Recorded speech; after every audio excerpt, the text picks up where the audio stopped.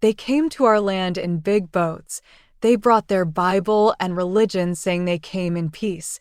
Later they stole our land, killed our buffalo, crushed our spirit, then tell us we should be thankful for being saved by their pagan god. What was Christopher Columbus's true mission? To seek out new land? Or heretics for the Pope in a new world? Shalom to all who follow Yahuah's ways.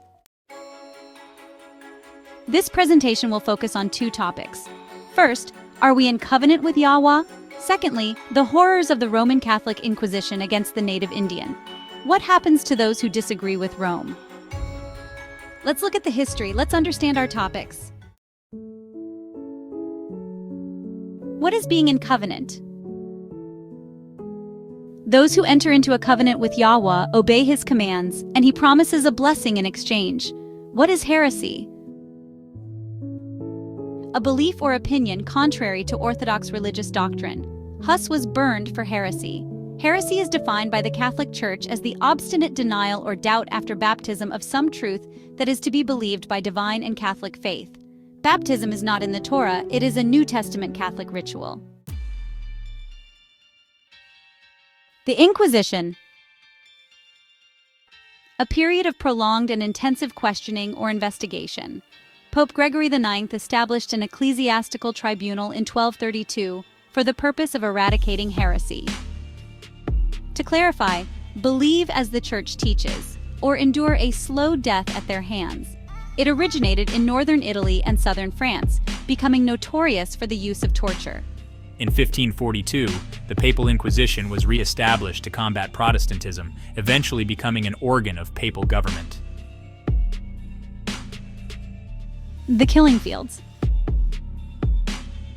Refusing Rome's dogma led to more than 6 centuries of inquisitions. We believe the Church's cover-up of worldwide crimes will prevent the world from ever knowing the truth. Their numerous wars and religious beliefs killed millions, from Roman legions looting peasant property to murdering family fathers and raping young girls, then giving the leftover sanctuary and convents to become good Catholics. Yahuah warned about the Roman Catholic Church, which is the topic of this presentation. It will demonstrate how it forced the world's people to believe in its New Testament Messiah or face persecution and death. The Church had to change times and laws to erase Yahuah's ways from humanity's consciousness. This talk stresses not having other gods. Christians who follow Rome's pagan god Jesus Christ, or by any other name, are safe in Rome's embrace, if that is where one desires to be. Heretics who refuse to worship Rome's pagan god may pay the price, but Yahuah is your salvation. What was Christopher Columbus's genuine motivation?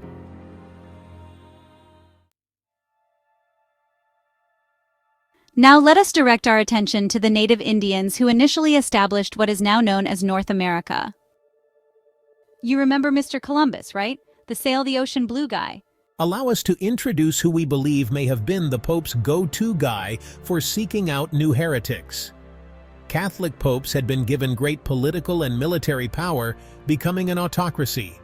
Columbus left for Lisbon in 1476. King and Queen Ferdinand and Isabella of Spain funded his new enterprise, helping him on his voyage. In light of the Pope's insatiable appetite for submission, and more importantly, to remove the ways of our Creator from the minds of all humanity, Christopher Columbus arrived in the New World on October 12, 1492, to return with the news of fresh heretics. Mr. Columbus found his targets in the Americas. Due to his religious commitment to the Pope, might Columbus be responsible for leading the Pope to eradicate heresy in the native Indian? Please do not believe us. Investigate the Inquisition dates and facts, and make your own conclusions. Everything matches perfectly, you decide. Eliminating heresy. The papal office is determined and knows fighting heresy requires ongoing work. Was the children of Israel's distribution to nations foretold? Remember that? Leviticus 26:33, Deuteronomy 4:23-27, and 64. We believe certain Israelite tribes lived in what is known today as North America. Certainly possible. Fair enough. We feel the scenario is credible. Based on the lies we were told as children about Christopher's historical voyage, the Pope's inquisitions, and the Church's continued ambition to purge the world of heretics, this history looks valid. When he returned to Spain with money, spices, and Indian captives, along with the news of heretical Indians abroad, the Spanish court honored him. Yes, he was able to confirm that people followed Yahuah and disagreed with the Pope's pagan Christian deity theology. This is interesting. Comment your thoughts below. The stones cry out. Approximately 35 miles southwest of Albuquerque, New Mexico is the Decalogue stone. The Ten Commandments are carved in ancient Paleo-Hebrew into the large stone. Did a tribe of the true Israelites carve those commandments? It seems clear Yahuah's followers etched them in that stone. We believe this clearly demonstrates they were there. The Decalogue stone, along with much pottery and other artifacts, remain dispersed across North America, proving that the people were not at war with others, but rather custodians of the land, and kept the commandments of the Most High. Inquisition, or a big coincidence? The goal of the Roman Inquisitions was to root out heresy in people's minds as well as their behavior. In 1892, at the National Conference of Charities and Corrections in Denver, Colorado, Lieutenant Richard Henry Pratt made the proclamation to kill the Indian, save the man. Don't you think those words sound exactly like the ones used in earlier Inquisitions? The first Native American boarding schools opened in 1860, with the infamous Carlisle Indian School following in 1879. Again, given that the Native Indians followed Yahuah's ways and precepts, we can deduce that those words meant the same thing as the Inquisition.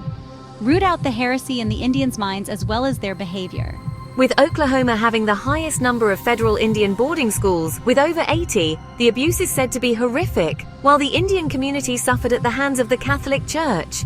All schools taught Catholicism, praying to Jesus, Rome's pagan god.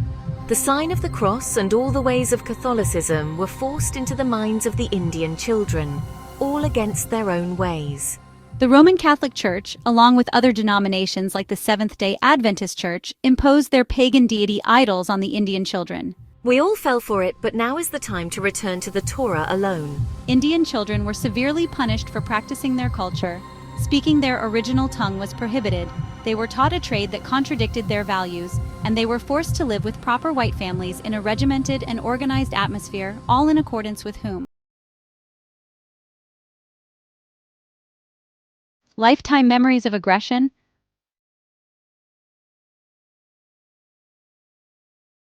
As an 85-year-old Native Indian with short salt and pepper hair, I balance myself with my walker and tell my story. I attended Riverside School over 60 years ago. The Riverside Indian School was a walking nightmare. It was 12 years of hell. The moment I landed there, they took me downstairs, took all my clothes off, and threw a bunch of green stuff all over me. My time there was filled with emotional and physical assault. The nuns would habitually beat kids for misbehaving or simply speaking their own language. Many young boys had to dig holes to bury their peers. Many school sites continue yet to this day to disinter Indian children's bodies. After all the lies we have been told, the timing, and the Pope's ongoing desire to rid the world of what they determined to be heresy. Do you believe Christopher Columbus's voyage was to seek new land, or rather, to assist the Pope in seeking out others who went against the Church? The educational system has been indoctrinating us as history students by saying things like those savage Indians. Let us know your thoughts below. In closing, listen how Yahuah states there is no New Testament Messiah. Isaiah 44 verse 8. Do not fear, nor be afraid. Have I not since made you hear and declared it? You are my witnesses. Is there an Elohim besides me? There is no other rock, I know not one. Isaiah 42 verse 8. I am Yahuah, that is my name, and my esteem I do not give to another, nor my praise to idols. Jesus Horus Christ, or any other name one gives the New Testament Messiah, has, without question, given the esteem due Yahuah to their idol god Jesus. Again, you can give it any fuzzy feel-good name, it is still of the Roman Catholic Church, and it is an abomination to our Creator Yahuah. Isaiah 45 verse 18. For thus says Yahuah, who created the heavens, who formed the earth and made it. He established it. He did not create it empty. He formed it to be inhabited. I am Yahuah, and there is no other. Isaiah 45, verse 22.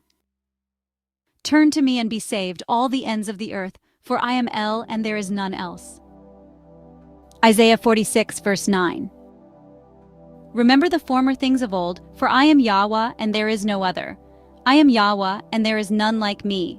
What our Creator is telling us is that if we believe in, pray to, or even call upon the name of Rome's New Testament Messiah, it is impossible to be in covenant with our Creator Yahuah. Secondly, there can be no eternal life for those praying to the pagan gods Yahuah warned us against. Read the Torah, as He has warned us many times. The Catholic Church changed the Ten Commandments and used wars to impose their Gregorian calendar on the world. So too, Rome's New Testament Messiah has caused massive destruction, confusion, and conflicts on several fronts, which have led to millions of deaths. The wars were solely for the purpose of forcing their New Testament Messiah God onto the beliefs of others. With the killing fields scattered around the world, one can see that the Roman Catholic Empire has reigned very successfully, if only the world could return to Yahuah's original unified plan for redemption. The bottom line is this. It is clear the native Indian was persecuted for following the ways of our Creator Yahuah. The Pope would not have this and flexed its authority to be sure Rome's JC boy was drilled into the memories of who we believe were a lost tribe of Israel, just as it was during their stay in Egypt. Each of us must honestly examine ourselves and see if we are involved with, praying to, or celebrating anything related to this pagan god of the New Testament, regardless of the titles we or our companions have given it. If you find yourself praising any type of New Testament Messiah, you must cut all ties with them, since they are all an abomination to Yahuah, the Creator of all things. Malachi 3 verse 6 tells us, "For I am Yahuah, I shall not change." For more verses proving Yahuah alone is our salvation, be sure to visit our website at torahrestored.com.